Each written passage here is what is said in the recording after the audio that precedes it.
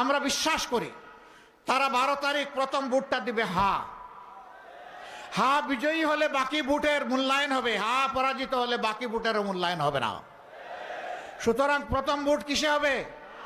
হা মানে আজাদি, না মানে গুলামি।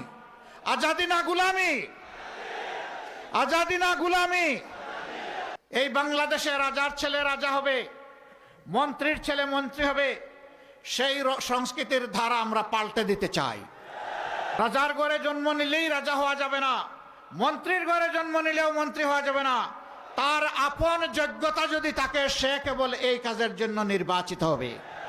আমরা এমন বাংলাদেশ চাই, একজন সাধারণ রিক্সা চালক ভাই তার সন্তানের মেধা বিকাশের মাধ্যমে একদিন যেন সেও এদেশের প্রধানমন্ত্রী হতে পারে। ওই বাংলাদেশটা আমরা গড়তে চাই।